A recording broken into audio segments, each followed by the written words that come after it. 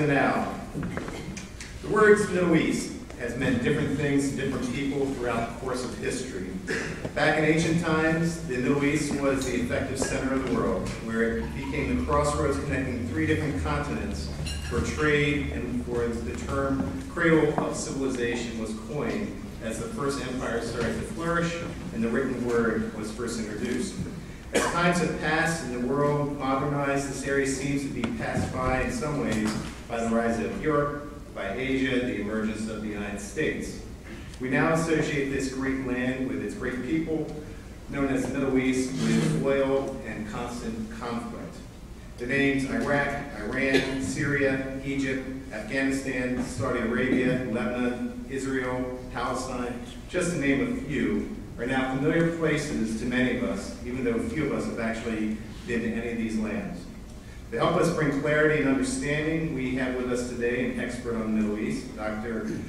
Mehdi Noorbaksh. I'm sure I did not do that justice. To help bring clarity, we have Dr. Noorbaksh, an associate professor of international affairs at Harrisburg University of Science and Technology and the coordinator of general education programs.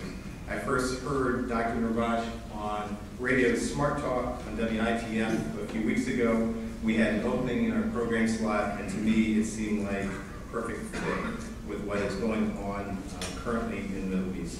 Dr. Noorbaksh earned his Ph.D. in Government and International Affairs, along with several other advanced degrees, including an engineering degree, master's in health administration, and a MBA. He is certainly well educated. He joined the Center for Middle East Studies at Harvard University as a fellow for his postdoctoral studies. Dr. Noorbaksh specialized in several areas such as international politics, global energy and global health, Islam, Middle East politics, and democratic movements and processes in the Middle East. He has a keen interest in also researching and writing on Iraq, Iran, and Afghanistan. Dr. Noorbaksh has been consulted by news medias, research organizations, private, political, business enterprises, all in the Middle East. He has appeared on major news networks, including CNN, numerous radio talk shows, and has lectured on Islam and Middle East politics all around this country and abroad. In fact, he is joining us today just before he leaves on Friday to go back over to the Middle East. He's traveled extensively throughout the Middle East, both as a lecturer and researcher, and participates in formal and informal forums for briefings and consultations, and noteworthy that I noted that he has been a presenter to the Army War College in Carlisle. Fellow Rotarians and guests, I would ask you to please join me in welcoming Dr. Mehdi Noorbaksh.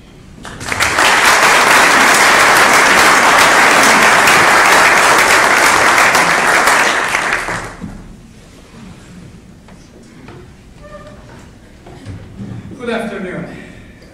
Good afternoon.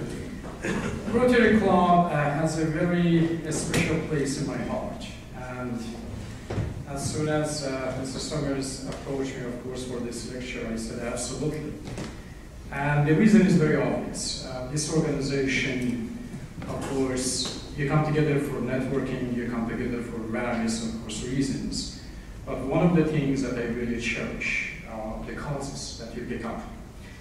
And as a person who is teaching, of course, a couple of courses in my area and outside in my area, I'm teaching a course in professional ethics, and during the last couple of decades, 2 decades specifically, I have seen a lot of changes in the business world. Corporate social responsibility is a serious business these days. And I don't know, of course, many of you definitely are familiar with the Gates Foundation, with the Ted Turner a couple of years ago. Ted Turner worth was around $3 billion. He donated 1/3 of it to the United Nations. And the United Nations for 10 years got $100 million check from Ted Turner. Beckman is a good company, as all of you know, of course, in this side of the country. There are a lot of companies that very much think, for a lot of business people, that when they invest in the society, they get it back. And this is the way to go. And as I said, Rotary has a very special place in my heart. And I have lectured, of course, in this institution, in this organization in Houston, Texas, in Pennsylvania, and definitely I will see you later on in the future.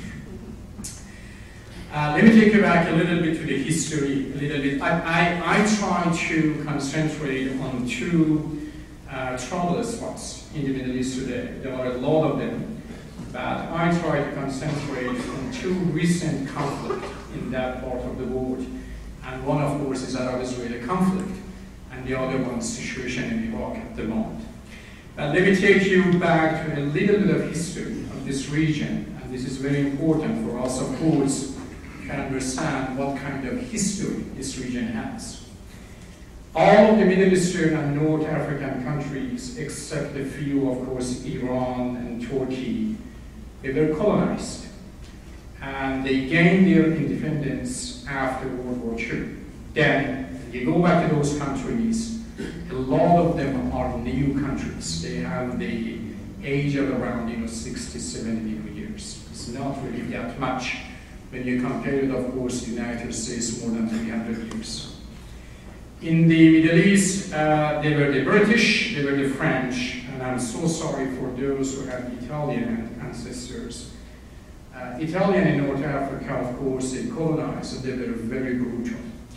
And overall, when they left these countries, and this is overall the point, when they left these countries, their economies have been changed.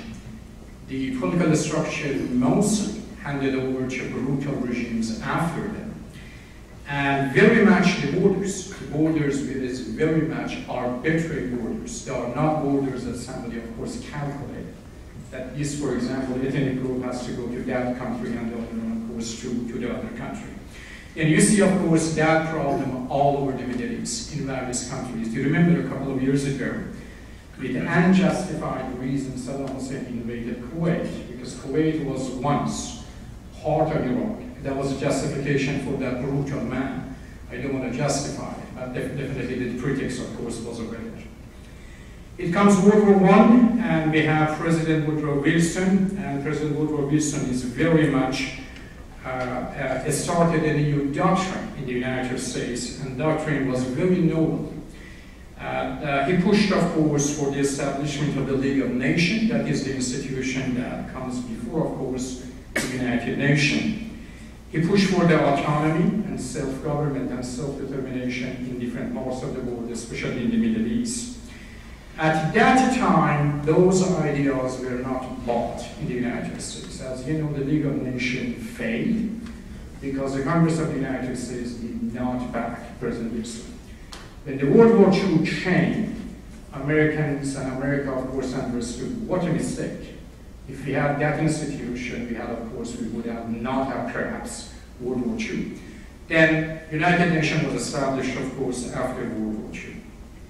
All of those countries in the Middle East, they gained independence after World War II. As I said, the borders were very much arbitrary. And what you see, of course, in that part of the world is authoritarian regimes that very much come to power after independence. Some of them, of course, military.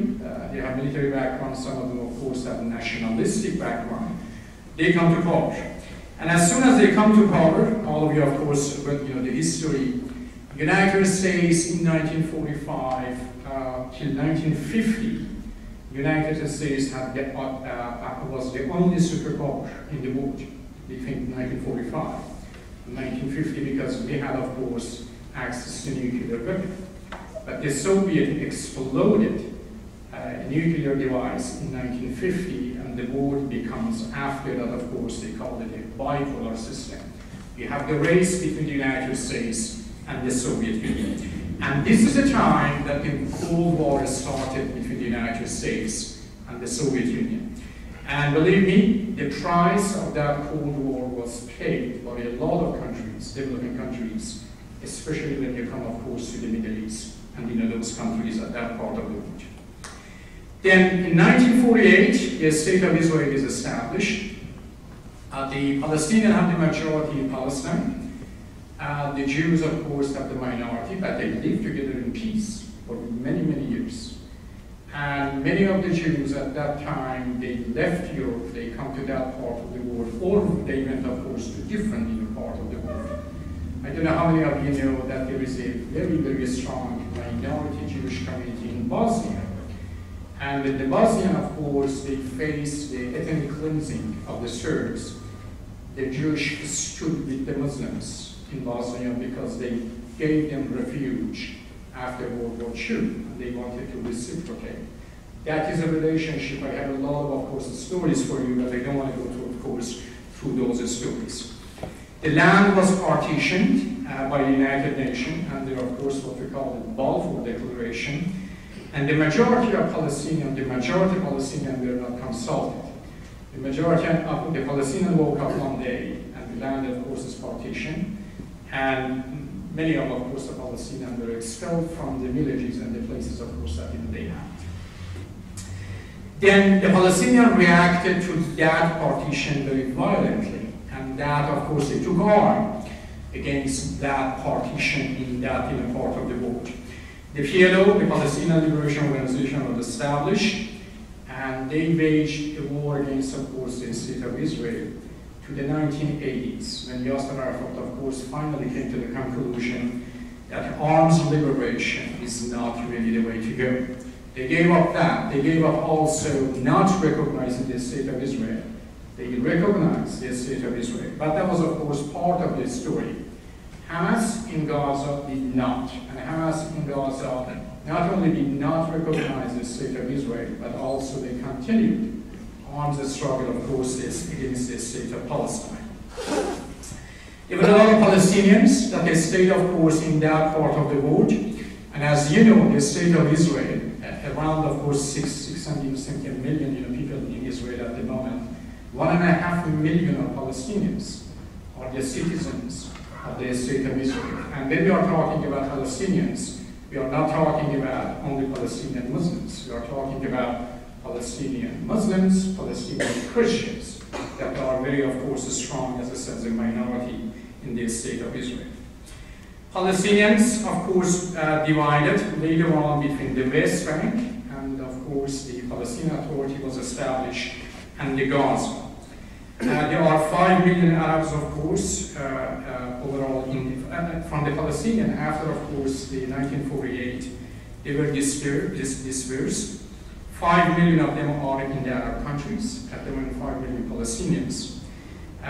Close to about 1.5 million are overseas. Overseas, I'm talking about Europe. As you know, Palestinians have a very, very strong community in Argentina, in Brazil, and some of them part of the world. 1.8 million Palestinians are living in Gaza, and 1.2 million are living in West Bank at the moment. From the 1980s, PLO, as I said, recognized the state of Israel, gave up, of course, armed struggle. And there was the hope by the Palestinians that, of course, through relinquishing the armed struggle and recognizing the state of Israel, they go for the two-state solutions. And as you know, still we are not even there. Then Hamas, of course, in 2005, there was an election in Gaza. Hamas won the election, and very much they separated Gaza from the rest of the Palestine. And two different governments were running Palestinian territories under the occupation of Israel. Gaza and West Bank, both of them since 1948, are occupied territories. They are under the territory or the authority of the Israeli government. And at the end of last year, beginning of this year, the Hamas showed interest to join the Palestinian Authority. And that was a good news. A lot of people were thinking that since this minority in the Palestinian group does not recognize the right of Israel to exist, when they join, of course, the majority, then that question is resolved. And that is, of course, something that we have to welcome.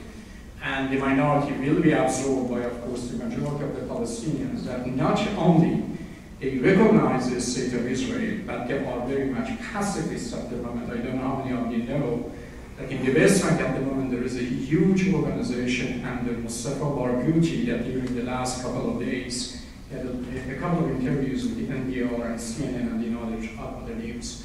is the founder of a pacifist, non-violent, of course, movement in Palestine at the moment. But as soon as the unity government was announced, the state of Israel was absolutely against it. And it stopped the negotiation process with the Palestinian and said, I do not recognize this, of course, this authority anymore because Hamas, of course, joined that organization.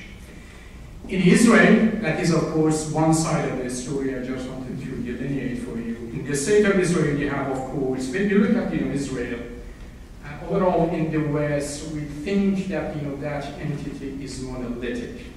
People are thinking the same way. Everybody, of course, is for whatever, of course, is going on.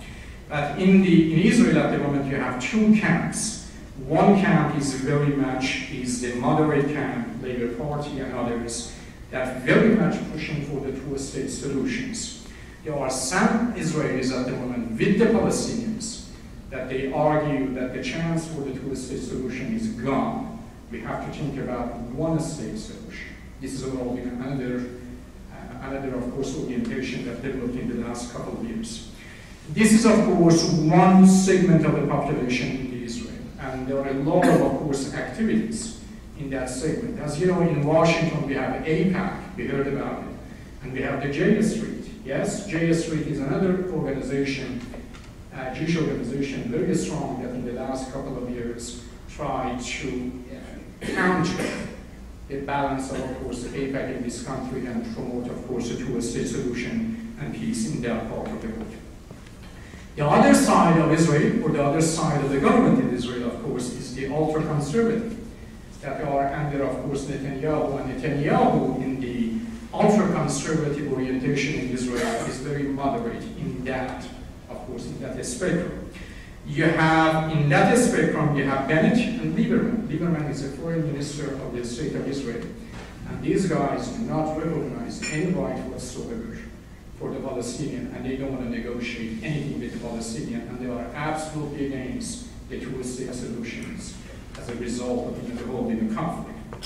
Then Netanyahu is very much for prolonging the process and little, of course, compromise. And the reason I'm saying this, I have proof for it from, of course, what we see on the ground and what we have observed in the last couple of years. In 1991, we had 200,000 settlers in the West Bank. I'm not talking about Gaza. Israel came out of Gaza in 2005. 200,000 settlers in various communities settled, of course, in West Bank. This is the area that they want to negotiate later on as part of the Palestinian state. And today, we have 600,000 Palestinians that are living in West Bank. I'm not talking about Israel.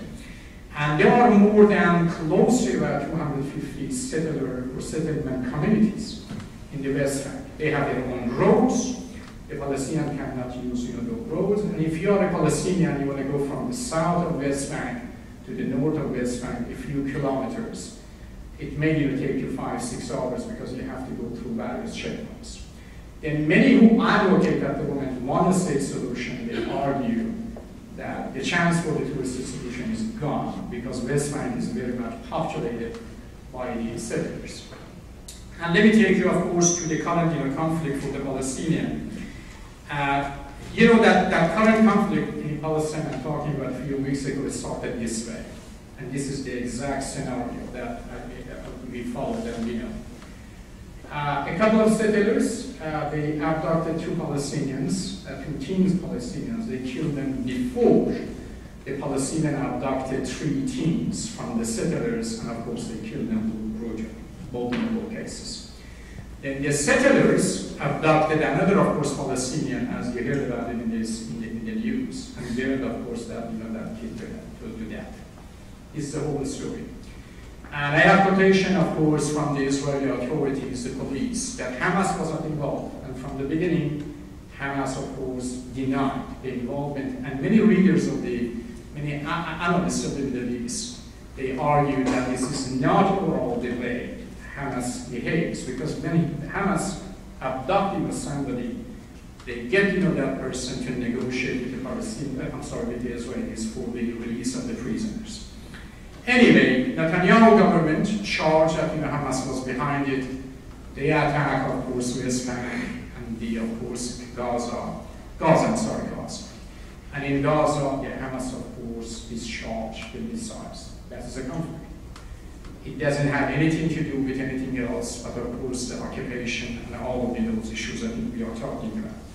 Currently, as you know, that conflict is stalemated at the moment. The negotiation is very much nowhere yet. 67 Israelis, 64 soldiers were killed in that incursion, or in that, of course, attack, and close to about more than 1,800 Palestinians, 400 of them, of course, children in the Gaza.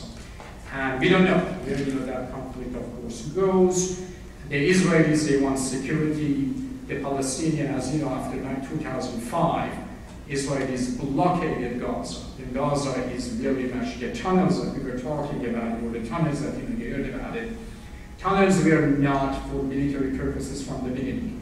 Tunnels were for transportation of commodities from Israel and, of course, Egypt, and they were used for military purposes. And there are two stories, of course, about of the tunnels that we hear about. As I said, we don't know where that conflict goes. And unfortunately, there is an stalemate in Egypt at the moment. Israel doesn't want to lift the blockade. They are talking about disarming Hamas. Hamas is talking about, of course, lifting the blockade so that the Palestinians can reconstruct, and all of those issues. We don't know where it goes. Let me take you, of course, to Iraq. This is and the reason I wanted to explain about these two, of course, conflict in the Middle East for you. United States has very much interest in both of them, in resolving both conflicts in the Middle East.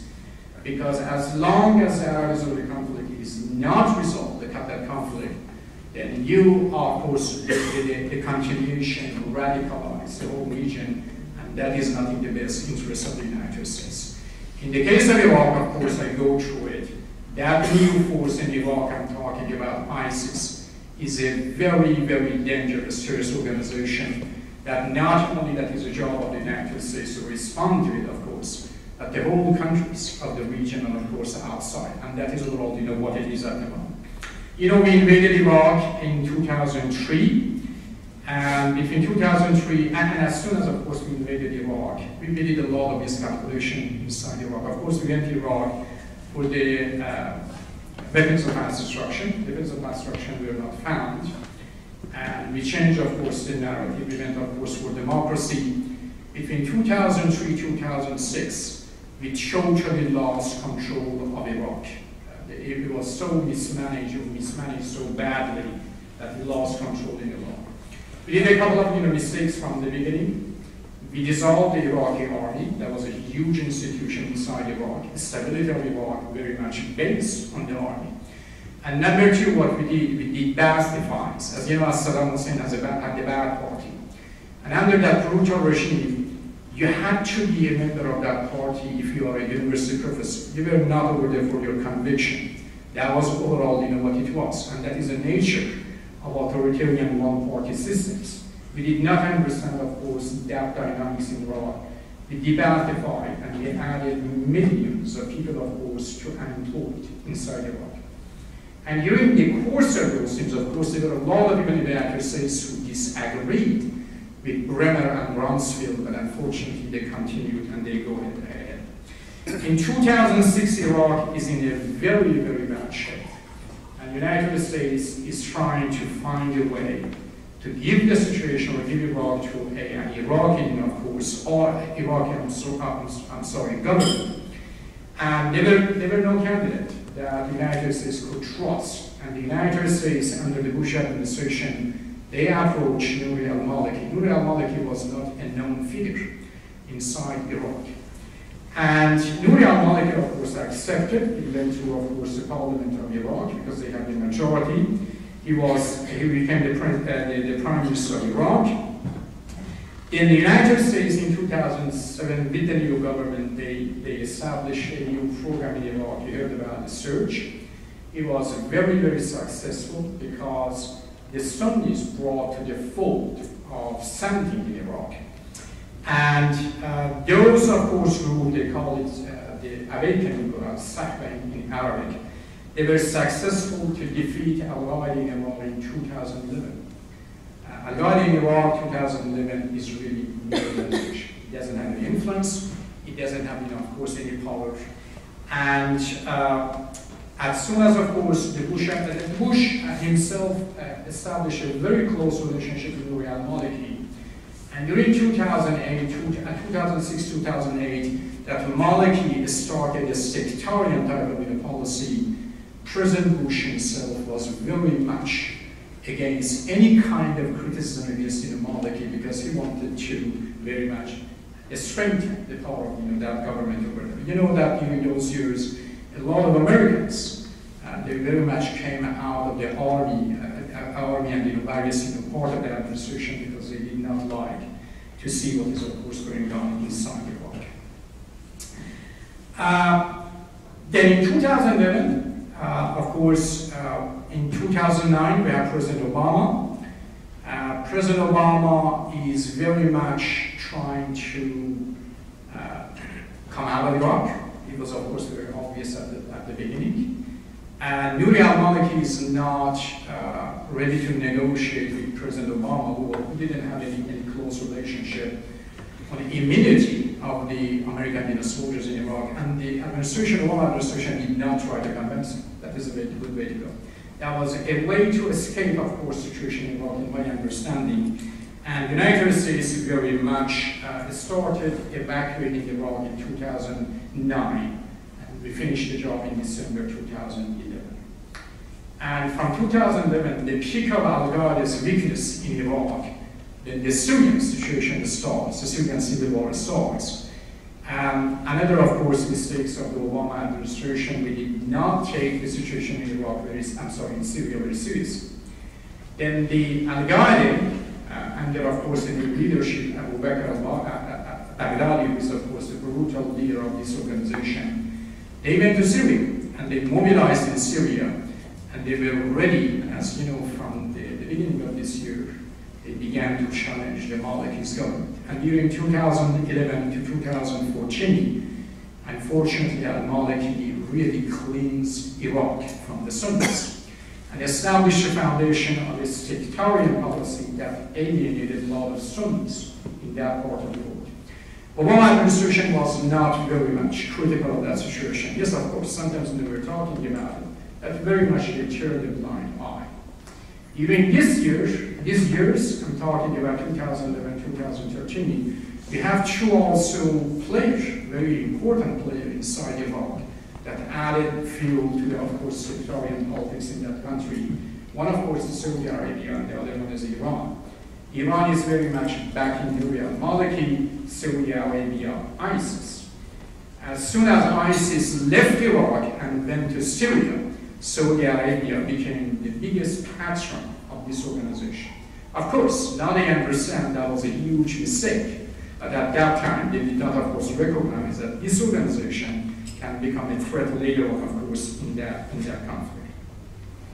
They came back to Iraq, of course, with the alienated Sunni Iraqis at the beginning of this year, and little by little, developed what is developed in Iraq at the moment. They are a brutal force. They are a threatening force in that part of the world. And very much the Saudis and those who supported them very much know that they should have not. This is a force that very much involved a lot of governments at the moment. One new development inside Iraq, which is very optimistic in the last couple of of course, weeks, is the American support for the Iraqi army, and of course the Kurds in the north of Iraq. And as you know, the ISIS last week took one of the strategic water dams of Iraq in Mosul. And the Kurds and the Iraqi, of course, military succeeded 2 days ago to defeat those guys. And many argue that is the beginning of the process. One good thing about Iraq at the moment is that Maliki is gone. And Maliki is gone because the Iranians, the United States, the Europeans, the Sistani, the Grand Ayatollah over there, his own party, put a lot of pressure on the guy to go. Nouri al-Maliki could not serve the interests of Iranians, at this juncture. And very much the new government, Haider al-Abadi, came to, of course, the prime ministership. The good thing about this guy is that he's very clean. He doesn't have any baggage in the Iraqi politics, and many argue, and he's accepted, of course, is an acceptable choice to both Saudis and the Iranians. Both of them, of course, have supported this candidate. The argument is that with the support of the United States, with the unity government in that part of the world, that they will tackle the issues inside Iraq. Why Iraq is important for the United States, and this is very important. We have to know that Iraq has the 5th largest proven oil reserve in the world. Iraq at the moment exporting 3.8 million barrels of oil every single day.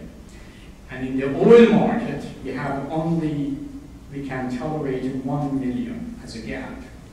If that 1 million is reached, the price of oil, of course, goes up. And many, of course, are outraged that the stability of Iraq as an oil producer at the moment is very, very significant to the world economy. Number 2 is the location. Location of Iraq, of course, in the Middle East is also very, very important. And that force, which is very much dominated the politics of Iraq at the moment, is a very brutal force. Is a force that very much threatening the whole region. And as soon as they settle inside Iraq, that is a prediction, then they resort to international terrorism. And that is why that is in the interest of course, Europe and the United States and all of the countries, of course, to get rid of that force. And number 2, of course, is the security. When sometimes we talk about the security of the region, many argue, when I'm talking about security of the region, Middle East is a huge market, number 1. Number 2, yes, of course, the United States becomes self-sufficient in terms of the oil and energy in the next decade or so. But as a power, as a superpower, the United States has to maintain security in that part of the world because the oil export to European markets is fundamental to American market. And we have to understand, of course, this connection. That if those markets do not do well, then the United States cannot export its, of course, product to those markets. And number 2, of course, I'm talking about Europeans who are democracies, they are stable governments, and we don't want, of course, the shortage of oil becomes, of course, a threat to those countries. As you know now, there's a lot of discussion about Putin and natural gas and how to resolve that conflict. Europeans at the beginning were not that much in support of the sanction against Putin because of that vulnerability toward energy. That little by little, the United States, of course, is working with them to see what kind of remedy they can, of course, create in that part. That is my conclusion, that these 2 conflicts are very, very important for the interests of the United States. The question of Arab-Israeli conflict has to be resolved correctly. As long as we don't push, of course, for resolution of this conflict, a fair resolution, that is a source of radicalization in that part of the world. And in that part of the world, people who don't look at the United States as, of course, a partner and a friend. Inside Iraq, we have to get rid of course, we have to stabilize the system inside Iraq. We made a lot of mistakes. Other countries, of course, interfered into the Iraqi, of course, government and politics. And we have to put it back together. And we have to get rid of ISIS because that is in the very, very direct interest of the United States, economic-wise and security-wise. Thank you very much. Appreciate it.